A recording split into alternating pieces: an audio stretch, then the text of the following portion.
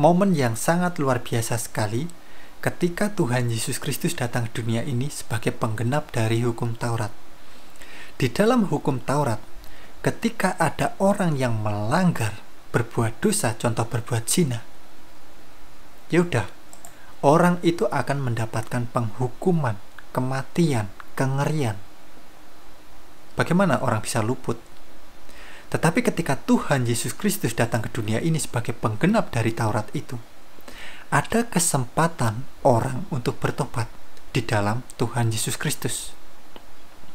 Untuk kawanku semuanya, selamat datang di Pusat Rohani. Damai Tuhan kita Yesus Kristus beserta kita semuanya. Jika ya, hendaklah kamu katakan ya. Jika tidak, hendaklah kamu katakan tidak. Apa yang lebih daripada itu berasal dari si jahat. Untuk kawanku, saudaraku semuanya, dimanapun kalian berada, semoga dalam keadaan sehat selalu. Amin. Dari Taurat ini sangat bagus sekali, sangat baik. Biar orang ini apa? Diberikan Taurat ini biar nurut. Biar tidak berbuat dosa, biar tidak bercela, biar kudus di hadapan Tuhan, gitu loh. Tetapi orang sudah diberikan Taurat, setiap hari apa? Melanggar terus. Jangan membunuh, masih membunuh. Jangan mencuri, mencuri. Jangan berzina, berzina, dan lain sebagainya.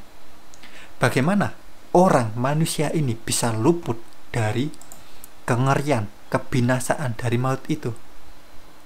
Inilah sebabnya Tuhan Yesus Kristus datang ke dunia ini. Agar orang-orang yang berbuat dosa ini, kita ini, ada kesempatan untuk bertobat di dalam Tuhan Yesus Kristus. Mari kita langsung baca dari Injil Yohanes pasal ke-8 mengenai wanita berzina diampuni. Dan di sini nanti kita harus juga seperti wanita ini, gitu loh, yang diampuni Tuhan Yesus Kristus, dan kita harus menjaga itu, kesempatan itu. Oke? Karena kita sama seperti perempuan ini yang kedapatan berbuat zina ini, gitu loh. Kita ini orang-orang berdosa. Injil Yohanes pasal ke-8, mari kita baca dari ayat pertama. Dan Yesus pergi ke Bukit Zaitun. Ketika fajar menyingsing, dia datang kembali ke bait suci, dan semua orang datang kepadanya. Dia duduk dan mengajar mereka.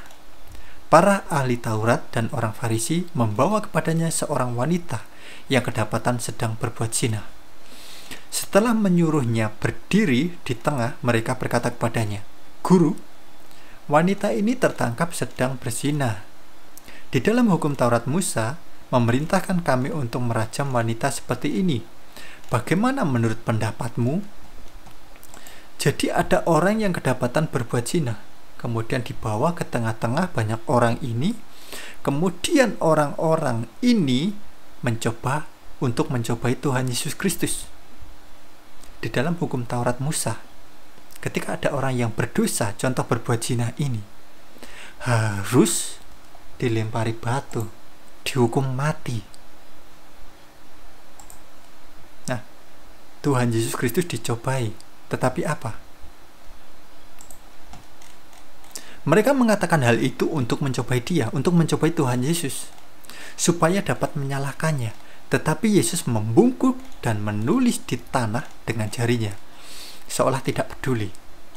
Ketika mereka terus menanyai dia, Yesus bangkit dan berkata, "Siapa di antara kamu yang tidak berdosa, biarlah ia yang pertama melemparkan batu kepada wanita itu." Silakan. Siapa di antara kamu yang tidak berdosa, kamu yang pertama melempar batu kepada perempuan ini.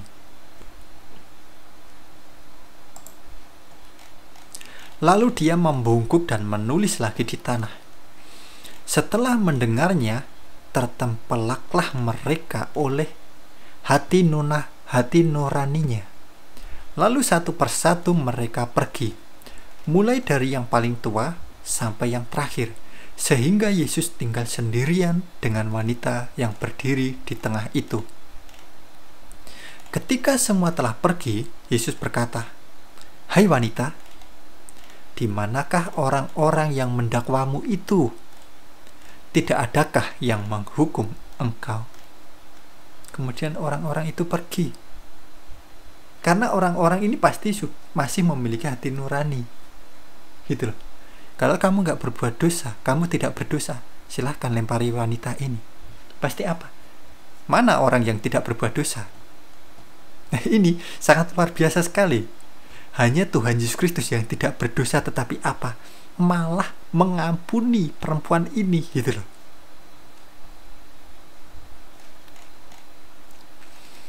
Ketika semua telah pergi, Yesus berkata, "Hai wanita, di manakah orang-orang yang mendakwamu itu? Tidak adakah yang menghukum engkau?"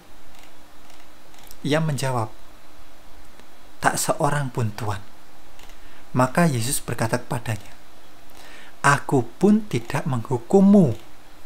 Engkau dapat pergi dan tidak berbuat dosa lagi." Tuhan Yesus Kristus kepada perempuan ini, "Aku pun juga tidak menghukum engkau. Pergilah dan jangan berbuat dosa lagi." Seharusnya apa? Orang itu binasa. Kengerian yang didapatkan, kematian. Tetapi ketika Tuhan Yesus Kristus datang ke dunia ini, yang seharusnya perempuan ini sudah mendapatkan penghukuman itu, kengerian itu, hanya Tuhan Yesus Kristus yang tidak berdosa tetap ada di sini. Lainnya orang-orang yang berbuat dosa itu pergi. Hanya Tuhan Yesus Kristus yang tidak berbuat dosa, tidak memiliki dosa, karena dialah Tuhan penggenap dari Taurat itu. Tuhan Yesus Kristus di sini untuk menyelamatkan orang yang berbuat dosa ini. Kita orang-orang yang berbuat dosa ini, gitu loh. Tuhan Yesus Kristus berkata, "Aku pun tidak menghukum engkau. Kamu boleh pergi dan jangan berbuat dosa lagi mulai dari sekarang." Oke? Tuhan Yesus Kristus menebus kita, menyelamatkan kita dari kengerian ini yang mustahil kita lakukan. Kita setiap hari bisa berdoa, memohon ampun ketika kita melanggar dosa itu. Tetapi kita jangan terus-terus berbuat dosa, oke? Jangan melanggar.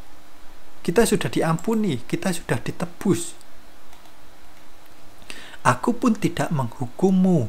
Engkau dapat pergi dan tidak berbuat dosa lagi." Kamu boleh pergi dan jangan berbuat dosa lagi, oke? Dan kita sekarang memiliki kesempatan untuk bertobat di dalam Tuhan Yesus Kristus yang telah mengampuni kita, yang telah menyelamatkan kita. Paham ya? Jangan sia-siakan itu. Nah, baik kawan, cukup sekian dulu video kita kali ini. Sekarang, pergilah dan jangan berbuat dosa lagi. Untuk teman-teman, semoga terberkati. Untuk teman-teman yang mungkin baru saja menonton video di channel YouTube Pusat Rohani, bisa dukung kami dengan cara tekan tombol subscribe-nya untuk mendukung channel ini agar terus berkembang dan mewartakan kerajaan Tuhan kita, Yesus Kristus.